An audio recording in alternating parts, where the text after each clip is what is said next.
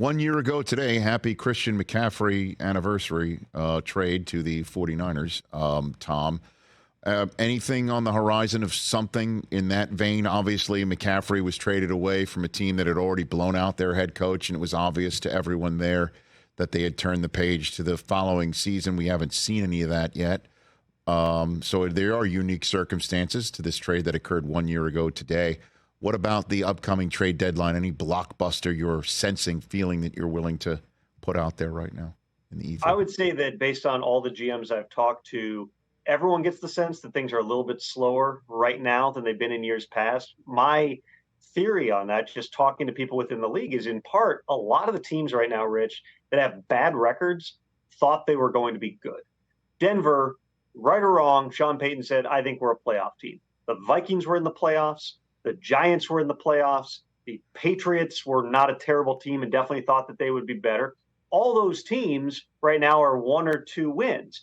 And so you're in a challenging position because the trade deadline's so early. And there was discussion among the general manager's advisory committee actually last fall about could you push it back a week or 2?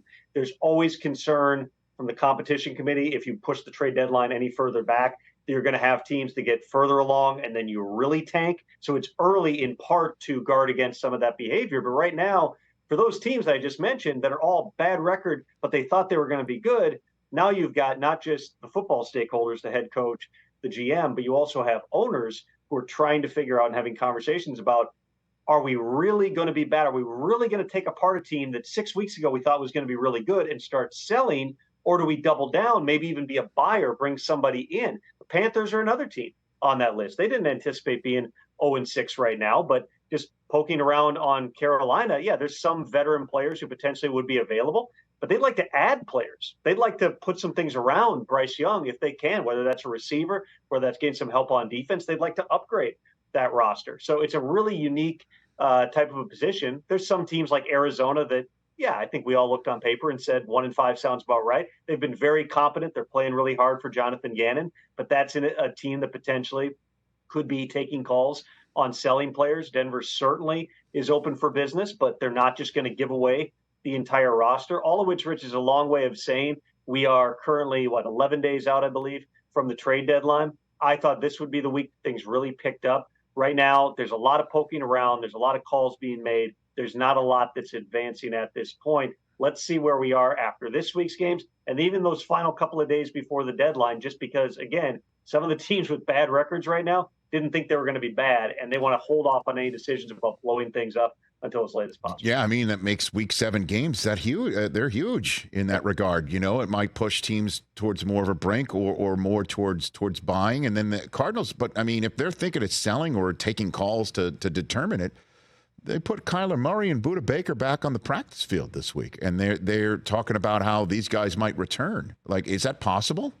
Tom, what do you think on that front? I would be surprised if Kyler plays this week. Nobody's ruled it out yet, but that would surprise me. Just 3 days of practice. He has worked in with the first string offense, so not out of the question. With Budda Baker, not out of the question. He could be back either.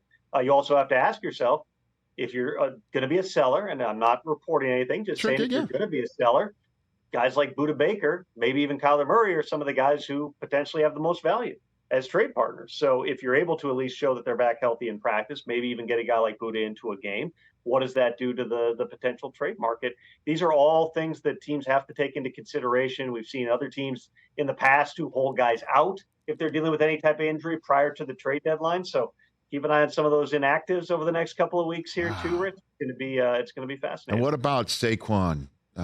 You know, he basically said, I don't want to leave. Don't trade me.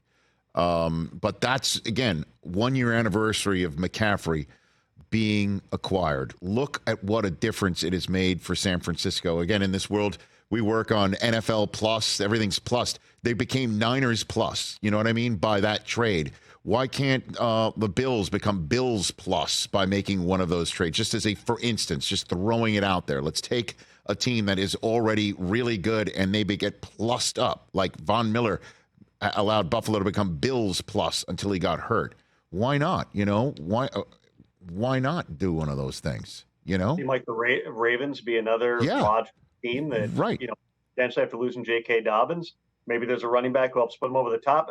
Those are all things that are possible. With Saquon, he doesn't want to leave. He ultimately doesn't really control that. He's going to be a free agent after the season. This is the type of guy in the situation where if you're able to get value, historically, you would say, okay, that's a logical player who could get traded. I also know how the Giants organization, how ownership feels about Saquon Barkley. They want him to be there. You look at the contract. He signed that contract before the start of training camp on a 1-year deal that just had some incentives in it, which right now they're all tied to playoffs, so he's not going to hit any of them. He's basically just going to play for the tag number. He signed that because he thought the best thing he could do was go out there, have another big year, lead the team to some wins. Instead, he gets hurt, gets banged up. Circumstances change within the NFL. But you look at that upcoming schedule for the Giants, and yeah, they still got problems on their offensive line. Andrew Thomas is out again. Daniel Jones listed as questionable, but not yet cleared for contact. We'll see if he can make it for this week against the Commanders. But that schedule, Rich, you would have loved to steal that one in Buffalo. Again, nobody thought that you would win with a backup quarterback. But even without that, get a couple of wins here prior to the deadline.